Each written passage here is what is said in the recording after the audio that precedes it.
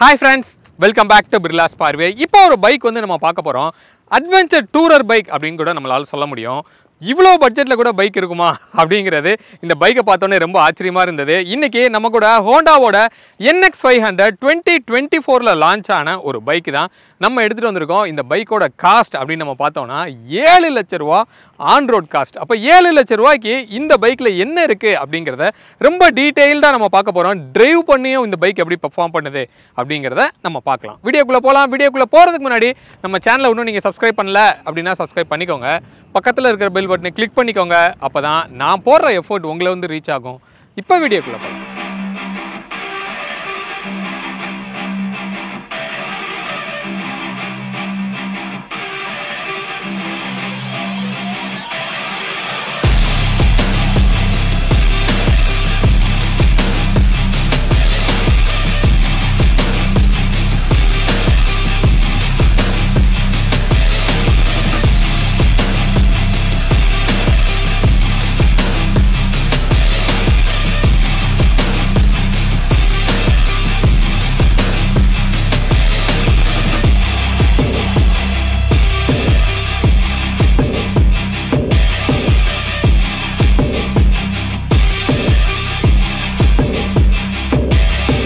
First இந்த பைக்கை ஒரு வாக் அரவுண்ட் பண்ணி நம்ம பார்த்துடலாம். ஸோ இதோட வாக் அரவுண்ட் பார்க்குறதுக்கு முன்னாடி இதோட ஹிஸ்ட்ரி பார்த்துடலாம். ஸோ இதில் 2030ல் CB500X அப்படிங்கிற ஒரு பைக் வந்து லான்ச் பண்ணியிருந்தாங்க. இதே ஒரு 471cc இருக்கிற ஒரு பைக். ஸோ அது 2023 வரைக்கும் அந்த நேமில் இருந்தது. ஸோ 24ல் அதே பைக்கை தான் இந்த NX500 அப்படிங்கிற நேம் சேஞ்ச் பண்ணி உங்களுக்கு வந்து லான்ச் பண்ணியிருக்காங்க. இதுதான் இந்த பைக்கோட கீ. 7 லட்ச ரூபா பைக்குக்குரிய கீயா இது அப்படின்னு பார்த்தீங்கன்னா 1 லட்ச ரூபா பைக்குக்கு இருக்கிற கீ மாதிரி தான் இருக்குது. ரொம்ப சிம்பிளான ஒரு கீ தான். ஸோ பைக்கோட ஃப்ரண்ட் அப்படின்னு நம்ம பார்க்கலாம். அதுக்கு முன்னாடி ஜஸ்ட் நான் ஆன் பண்ணி ஹெட்லைட்டையும் உங்களுக்கு நான் காமிச்சிடுறேன். ஸோ ஆன் பண்ணுறோம். ஆன் பண்ணோன்னா அந்த ஃப்ரண்ட்டோட லுக் வந்து இந்த ஒரு அட்வென்ச்சர் பைக்குக்கு ஏத்தாப்பில் நல்ல ஒரு மேசிவான ஒரு லுக் வந்து உங்களுக்கு கொடுத்துருக்காங்க. ஒரு பெரிய விண்ட்ஷீல்டு. பட் இந்த விண்ட்ஷீல்டு வந்து நமக்கு டிரைவ் அப்போ கொஞ்சம் டிஸ்கம்ஃபர்ட் இருக்குது. ஹைட் லோவாக இருந்தீங்கன்னா உங்களுக்கு விசிபிலிட்டி வந்து நல்லாவே மறைக்கிறதுக்கு வாய்ப்பு இருக்கும். ஹெட்லைட் அப்படின்னு பார்த்தோன்னா எல்இடியில் ட்வின்னாக வந்து கொடுத்துருக்காங்க. டிம்முக்கும் பிரைட்டுக்கும் 2 டூமாக வந்து உங்களுக்கு வருது. ஒரு டிஆர்எல்மே வந்து நமக்கு இங்கே இருக்கிறத நம்மளால் பார்க்க முடியுது. ஸோ இண்டிகேட்டர் வந்து ஒரு சிங்கிள் எல்இடியில் கொடுத்துருக்காங்க. ரொம்ப ஹார்டாகவே தான் இருக்குது. ரிஜிடாகவே வந்து உங்களுக்கு கொடுத்துருக்காங்க. ஒரு மேசிவான ஒரு பம்பரோட செட்டப்பு இங்கே சைடு வரைக்கும் வந்து உங்களுக்கு இது கவர் ஆகுது. கண்டிப்பாக கீழே விழுந்தால் இங்கே கீழே கூட விழுந்து அடி வாங்கியிருக்குது நீங்கள் பார்க்கலாம். ஸோ நல்லாவே வந்து அதை ப்ரொடெக்ட் பண்ணும் அப்படின்னு சொல்லலாம். ஸோ இந்த NX500ல் ஒரு சேஞ்ச் என்ன அப்படின்னா 41mm USD ஃபோக்ஸ் வந்து உங்களுக்கு கொடுத்துருக்காங்க. இதில் CB500ல் நார்மல் டெலஸ்கோப்பிக் தான் வந்து உங்களுக்கு அதில் கிடச்சிருந்தது. இது சோவா சஸ்பென்ஷன் வந்து இதில் கொடுத்துருக்காங்க. ஸோ டிஸ்க் அப்படின்னு நம்ம பார்த்தோம்னா டியூவல் டிஸ்காக வந்து உங்களுக்கு வருது. ஸோ இதுக்கு முன்னாடி சிங்கிளாக இருந்தது. இப்போ டியூவலாக அப்கிரேட் ஆகிருக்கு. டியூவல் சேனல் ABSமே வந்து நமக்கு கொடுத்துருந்தது நமக்கு தெரியுது. அதை வந்து நிறைய மோட்ஸாகவும் நீங்கள் சேஞ்ச் பண்ணுற மாதிரி உங்களுக்கு கொடுத்துருக்காங்க. டயரோட ப்ரொஃபைல் அப்படின்னு பார்த்தோம் அப்படின்னா 110, 80, R19 வந்து கொடுத்துருக்காங்க. ரேடியல் டயராகவே வந்து உங்களுக்கு கிடைக்கிது. பட் 19 இன்ச் அப்படிங்கிறது கொஞ்சம் சின்னதாக இருக்க மாதிரி ஒரு ஃபீல் இருக்குது. யூஸ்வலி இந்த டூரர் பைக்கில் பார்த்தோம் அப்படின்னா 21 இன்ச் வந்து கொடுப்பாங்க. ராயல் என்ஃபீல்டோட ஹிமாலயன் பார்த்தோம் அப்படின்னா கூட உங்களுக்கு 21 இன்ச் வந்து உங்களுக்கு கிடைச்சிருக்கும். ஸோ மிச்சபடி ஃப்ரண்ட்டில் ஓரளவுக்கு நான் சொன்ன மாதிரி ஒரு மேசிவான ஒரு லுக் வந்து உங்களுக்கு இருக்குது. சைடோட லுக் அப்படின்னு நம்ம பார்த்தோம்னா ஃப்ரண்ட் எந்த அளவுக்கு ஒரு மாதிரி மேசிவான ஒரு லுக் இருக்கோ சைட்லேயும் கொஞ்சம் அதை மேட்ச் பண்ணியிருக்காங்க அப்படின்னு சொல்லலாம். டில் இந்த டேங்க் வரைக்கும் ஒரு பயங்கரமான ஒரு லுக் வந்து உங்களுக்கு இருக்குது. இந்த பம்பர் அப்படின்னு பார்க்கும்போது இங்கே சைடில் இங்கே வரைக்கும் வந்து கிளாம்ப் ஆயிருக்கு நம்மளால தெரியுது. இங்கே இந்த டேங்க்லேருந்து வர்ற இந்த ப்ரொஜெக்ஷனுமே நீங்கள் பார்க்கலாம். ஸோ அதுவுமே வந்து ஒரு நல்ல ஒரு மேசிவான ஒரு பெரிய பைக்கோட லுக்கு வந்து அது வந்து உங்களுக்கு கொடுக்குது. இங்கே கியரோட லீவர் வந்து நீங்கள் பார்க்கலாம். ஸோ எங்கேருந்து உங்களுக்கு வந்திருக்கு அப்படின்னு சொல்லி யூஸ்வலி பேக்கில் இருந்து ஃப்ரண்ட்டில் வந்து இப்படி ப்ரொஜெக்ட் ஆகிருக்கும். இது ஃப்ரண்ட்டில் இருந்து பேக்குக்கு வந்து ப்ரொஜெக்ட் ஆகிருக்கு. 6 ஸ்பீட் கியர் பாக்ஸ் வந்து கொடுத்துருக்காங்க. ஒரு ஸ்லிப்பரி கிளச்சோடய வந்து உங்களுக்கு அது வருது. அதே மாதிரி ஈஸி ஷிஃப்ட்டாகவும் இருக்குது. நீங்கள் கிளச்சை பிடிச்சி தான் கியரை மாற்றணும்னு இல்லை, ரொம்ப சிம்பிளாக அது மாற்ற முடியுது. நம்ம அது டிரைவில் வந்து பார்க்கலாம். இந்த ஃபுட் பேக் அப்படின்னு நம்ம பார்க்கும்போது மிடில் தான் கொடுத்துருக்காங்க. ரொம்ப அக்ரெசிவாக பின்னாடி வந்து இல்லை. அப்போ ஓட்டுறதுக்கு ரொம்ப கம்ஃபர்டபுளாக இருக்குது. ஈவன் நீங்கள் லாங்கில் போனால் கூட ஓரளவுக்கு டீசெண்டான பொசிஷனில் உங்கள் காலை வந்து வச்சுக்க முடியும். அதே மாதிரி பில்லியனுக்குரிய ஃபுட் பேக்கும் கரெக்டான ஒரு பொசிஷனில் வந்து கொடுத்துருக்காங்க. ஒரு பெரிய கிராப் ஹேண்டில் வந்து உங்களுக்கு இருக்குது. அதே இங்கே டாப் பாக்ஸ் வைக்கிற அளவுக்கு ஒரு 36 லிட்டர்ஸில் வந்து ஒரு டாப் பாக்ஸ் நீங்கள் வைக்கலாம். அதுக்குரிய அக்சசரியோடையே சேர்ந்து உங்களுக்கு இந்த கிராப் ஹேண்டில் வந்து வருது. பில்லியன் பிடிச்சிக்கிறதுக்கு சூப்பர் கம்ஃபர்ட்டாக வந்து இந்த கிராப் ஹேண்டில் வந்து கொடுத்துருக்காங்க. இந்த டெய்லோட லுக் அப்படின்னு பார்க்கும்போது ஃப்ரண்ட்டுக்கு அப்படியே ஆப்போசிட்டாக இருக்குது. ரொம்ப சிம்பிளான ஒரு டெய்லோட லுக்கு தான். எல்இடி டெயில் லேம்ப் தான் வந்து உங்களுக்கு கொடுத்துருக்காங்க. அதே மாதிரி சின்னதாக ஒரு லைசன்ஸ் பிளேட்டுக்கு மேலே ஒரு லைட்டுமே இருக்குது. இந்த போர்ஷனே ரொம்ப ஸ்லிம்மாக தான் இருக்குது அப்படின்னு சொல்லி நம்ம சொல்லலாம். ஒரு இண்டிகேட்டர் ஹார்டாக தான் நமக்கு கொடுத்துருக்காங்க. ஸோ ரியரோட டயரோட ப்ரொஃபைல் அப்படின்னு நம்ம பார்த்தோம் அப்படின்னா 160/60 R17 வந்து உங்களுக்கு இருக்குது. ஸோ 160 அப்படிங்கிறப்போ நல்ல மேசிவான ஒரு டயர் வந்து உங்களுக்கு இருக்குது. நல்ல ஒய்டராக இருக்குது. ஆஃப் ரோட் டெரைனுக்கு ஏற்றாப்பில் டயருமே நல்ல ஹார்டாக கொடுத்துருக்காங்க. அலாயுமே வந்து உங்களுக்கு அந்த 17 இன்ச்சில் ஒரு அலாய் வந்து உங்களுக்கு வருது. ஃப்ரண்ட்டு வந்து 19 இன்ச்சு, ரியர் வந்து 17 இன்ச்சு. சஸ்பென்ஷன் அப்படின்னு பார்த்தோன்னா ஒரு ப்ரீலோட் மட்டும் அட்ஜஸ்ட் பண்ணுற மாதிரி ஒரு மோனோகாக் சஸ்பென்ஷன் வந்து அங்கே இருக்கிறத நீங்கள் பார்க்குறீங்க. ஸோ ரியரோட சஸ்பென்ஷனுமே வந்து ஓரளவு குஷன் வந்து நல்லா தான் இருக்குது அப்படின்னு சொல்லலாம். இந்த எக்ஸாஸ்ட் அப்படின்னு பார்க்கும்போது வண்டியோட லுக்குக்கு மேட்ச் பண்ணுற மாதிரி தான் இந்த எக்ஸாஸ்ட்டோட ப்ரொஃபைல் வந்து இருக்குது. பீட் அப்படிங்கிறத நம்ம செக் பண்ணி பார்ப்போம். ஒரு ஃபெதர் டச்சில் வந்து உங்களுக்கு ஸ்டார்ட் ஆகும்.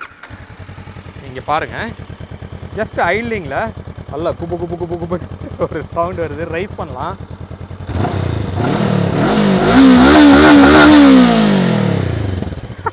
ஸோ ரொம்ப ரைஸ் ஆச்சு அப்படின்னா ஒரு மாதிரி மிக்சடான ஒரு சவுண்டு தான் கிடைக்குது. பட் லோயர் ரெவில் வந்து நல்ல ஒரு பீட் இருக்குது அப்படின்னு சொல்லி நம்ம சொல்லலாம். ஸோ இதோட இன்ஜின் அப்படின்னு பார்க்கும்போது இந்த இன்ஜினில் எந்த சேஞ்சுமே வந்து உங்களுக்கு கிடையாது.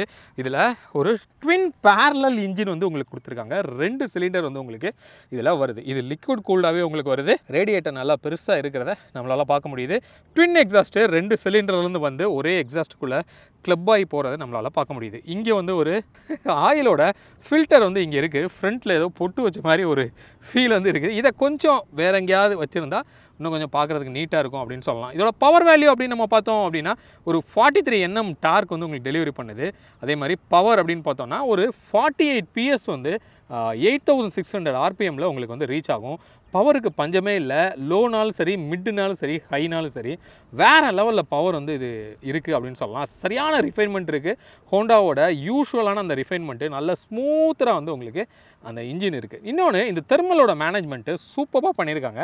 இந்த லிக்விட் கூல்டு அப்படிங்கிறதுனால நமக்கு பெருசாக நம்ம காலுக்கு அந்த ஹீட்டு வர்ற ஃபீல் இல்லை.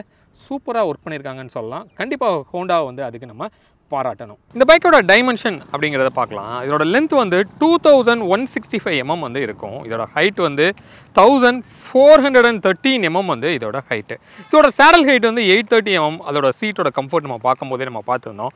இதோட கிரவுண்ட் கிளியரன்ஸ் 181 mm வந்து உங்களுக்கு இருக்கும். வீல் பேஸ் வந்து 1447 mm வந்து இதோட வீல் பேஸ். இதோட கர்வ் வெயிட் அப்படின்னு நம்ம பார்த்தோம்னா 196 kg வந்து இதோட கர்வ் வெயிட்டு.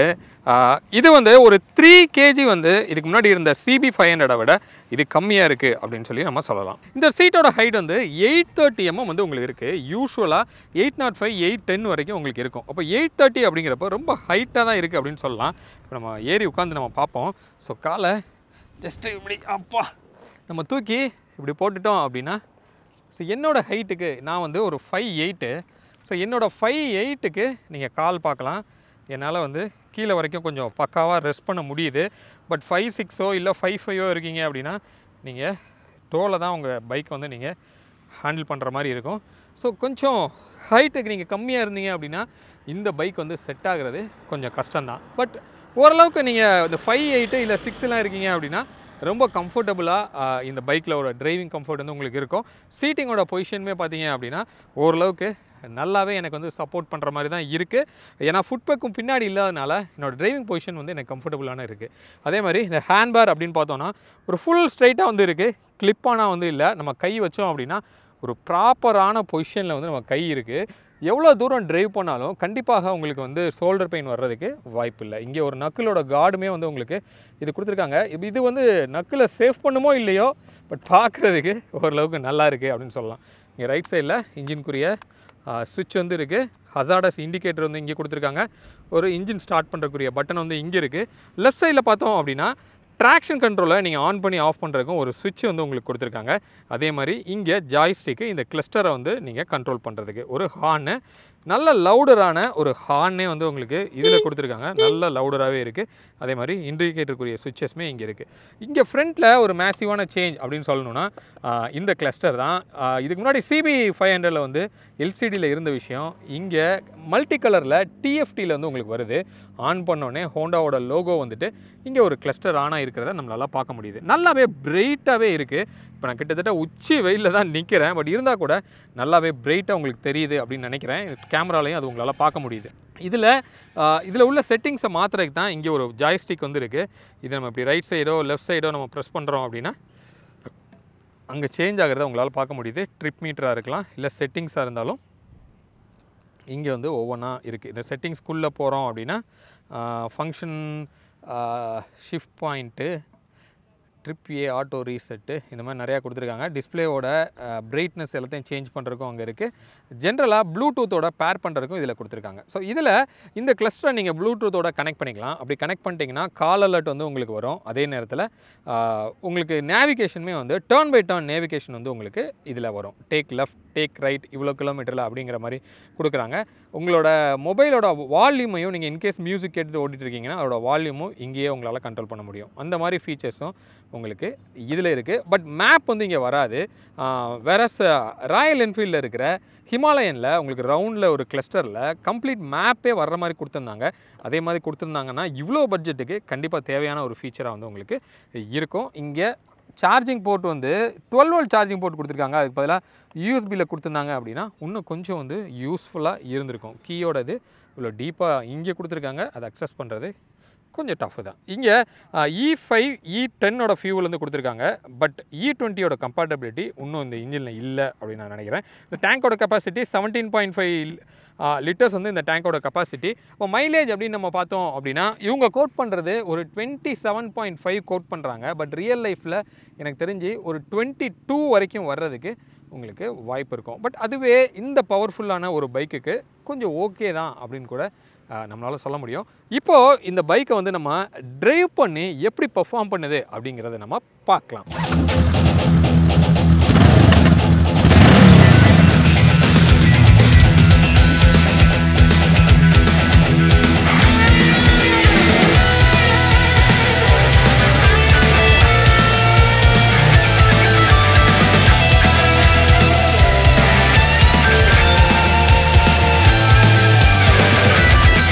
இப்போ நம்ம டிரைவை ஸ்டார்ட் பண்ணலாம். வண்டியை நான் லான்ச் பண்ணுறேன். ஃபர்ஸ்ட் கியர் போடுறோம். ஓ மை காட், ஃபர்ஸ்ட் கியரில் பாருங்கள் 60 வரைக்கும் போகுது. செகண்ட் கியரில் 94 வரைக்கும் போகுது. தேர்ட் கியரில் வாய்ப்பே இல்லை, நம்ம கேட்கே தேவையில்லை.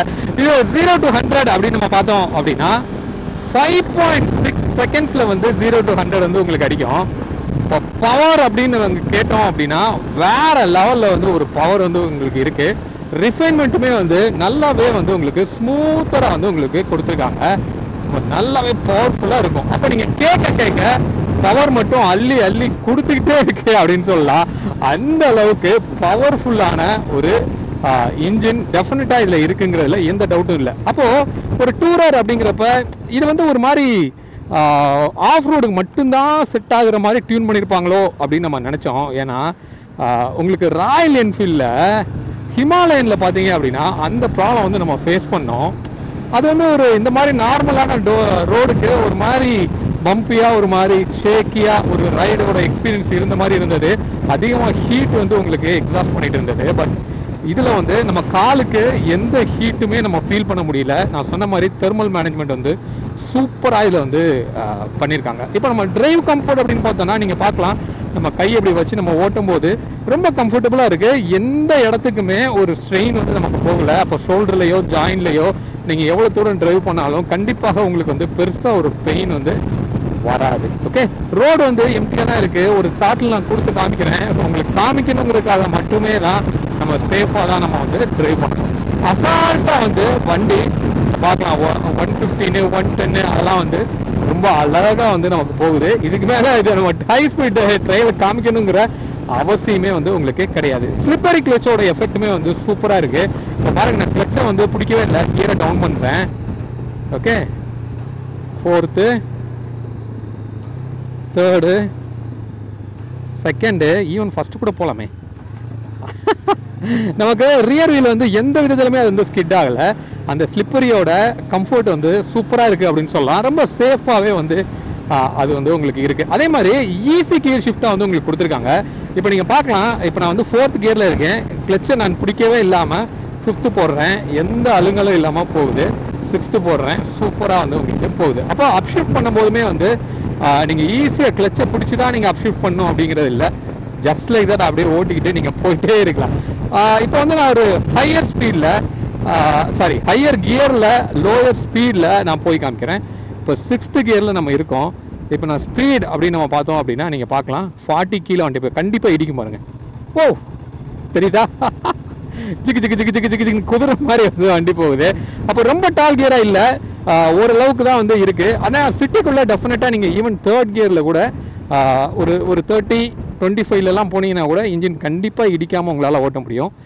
அந்தளவுக்கு கியரோட கம்ஃபர்ட் வந்து உங்களுக்கு டெஃபினட்டாக கொடுத்துருக்காங்க அப்படின்னு சொல்லலாம். அதே மாதிரி நியூட்ரல் உழுகிறதுமே சூப்பராக வந்து உழுகுது. எந்த விதத்துலையும் அந்த அதில் போய் நிற்காமல் இல்லை, ரொம்ப கரெக்டாக வந்து அது சூப்பராக வந்து பண்ணியிருக்காங்க. அப்போ இந்த கியர் பாக்ஸ் அப்படின்னு பார்க்கும்போது வெல் ரிஃபைண்டாகவே வந்து உங்களுக்கு இருக்குது. கியர் ரேஷியோவுமே வந்து ப்ராப்பராக வந்து உங்களுக்கு கொடுத்துருக்காங்க. கிளச்சும் நல்ல ஸ்மூத்தராகவே வந்து உங்களுக்கு இருக்குது. பிரேக்கிங் வந்து ரொம்ப கான்ஃபிடெண்ட்டாக நீங்கள் அடிக்கலாம். டெஃபினட்டாக இந்த ஏபிஎஸ்ங்கிற விஷயம் வந்து நல்லாவே வந்து டியூனாக இருக்குது. இப்போ நான் உங்களுக்கு வண்டி சிக்னல் மூவ் ஆன உடனே ஜஸ்ட் ஒரு பிரேக் அடித்து நான் காமிக்கிறேன். மூவ் பண்ணலாம், ஒரு புல். அப்பா, ஓ மை காட், அந்த 5.6 செகண்ட்ஸுங்கிறது பர்ஃபெக்டாக ரீச் ஆகும், அதில் எந்த டவுட்டும் இல்லை. இப்போ நான் வந்து ஒரு 79-80 இருக்கேன். பிரேக் வந்து நான் அடித்து உங்களுக்கு நான் காமிக்கிறேன். பின்னாடி வண்டி எதுவும் இல்லை, பார்க்கலாம். நீங்கள் எந்த விதத்துலையும் டயர் வந்து ஸ்லிப் ஆகலை, வீல் ஸ்பின் ஆகலை, நம்மளை வந்து அப்படி இப்படி கூட்டு போல பர்ஃபெக்டாக வந்து இருக்குது. பிரேக்கிங் வேறு லெவலில் வந்து உங்களுக்கு கொடுத்துருக்காங்க. செம்ம சேஃபாக இருக்கும் அப்படின்னு சொல்லலாம். இப்போ ஓவராலாக டிரைவபிலிட்டி அப்படின்னு நம்ம பார்த்தோம் அப்படின்னா டெஃபினட்டாக நல்ல ஒரு டிரைவபிலிட்டி வந்து இருக்குது. ப்ராப்பரான ஒரு டூரர் பைக் அப்படின்னு சொல்லலாம். நீங்கள் எவ்வளோ தூரம் இந்த பைக் எடுத்துகிட்டு போனாலும் டயர்டு இல்லாமல் கண்டிப்பாக உங்களுக்கு ஓட்ட முடியும். அதுக்காக 7 லட்ச ரூபாய்க்கு இந்த பைக் ஒர்த்தா அப்படின்னு கேட்டிங்க அப்படின்னா உங்களுக்கு அந்தளவுக்கு அஃபோர்டபிலிட்டி இருக்குது அப்படின்னா மார்க்கெட்டில் இருக்கிற இதோட கம்பீட் பண்ணுற ப்ராடக்டில் கண்டிப்பாக இது வந்து பெஸ்ட்டாக இருக்குது அப்படின்னு சொல்லி நம்ம சொல்ல முடியும். தோ இதோட மார்க்கெட் கம்பீட் பண்ணுற ப்ராடக்ட்ஸ் எல்லாமே 7 லட்ச ரூபா வந்து இல்லை, இது கொஞ்சம் ஹையர் சைடில் தான் வந்து உங்களுக்கு இருக்குது. இந்த செக்மெண்ட்டில் இருக்கிற பீப்புளுக்கு இது வந்து கண்டிப்பாக இது பிடிக்கும் அப்படின்னு சொல்லலாம். ஏன்னா அந்தளவுக்கு ஒரு டிரைவபிலிட்டி வந்து உங்களுக்கு இருக்குது. ஸோ மைலேஜ் அப்படின்னு நம்ம எடுத்துட்டோம் அப்படின்னா உங்களுக்கு இவங்க கம்பெனி கோட் பண்ணுறது நான் சொன்ன மாதிரி 27.7 வந்து கோட் பண்ணுறாங்க. நமக்கு ரியல் லைஃப்பில் 20லேருந்து 22 வரைக்கும் கிடைக்கிறதுக்கு அதிகமான வாய்ப்பு வந்து உங்களுக்கு இருக்கும். ஸோ ஓவராலாக இந்த ஹோண்டாவோட NX500 அப்படிங்கிறது ரொம்ப திருப்திகரமான ஒரு டிரைவ் எக்ஸ்பீரியன்ஸ் வந்து கொடுத்தது. ரொம்ப ஸ்மூத்தாக, ரொம்ப கம்ஃபர்டபுளாக, ரொம்ப பவர்ஃபுல்லாக இருக்குது அப்படின்னு சொல்லி சொல்லலாம். ஹோப் இந்த வீடியோ இந்த NX500ஓட கம்ப்ளீட் டீட்டெயில் வந்து உங்களுக்கு கொடுத்துருக்கோம் அப்படின்னு சொல்லி நான் நம்புகிறேன். மீண்டும் அடுத்து வேற ஒரு வீடியோவில் உங்களை வந்து நான் சந்திக்கிறேன். அது வரைக்கும் உங்களிடமிருந்து விடைபெறுவது உங்கள் பிர்லா. பாய்.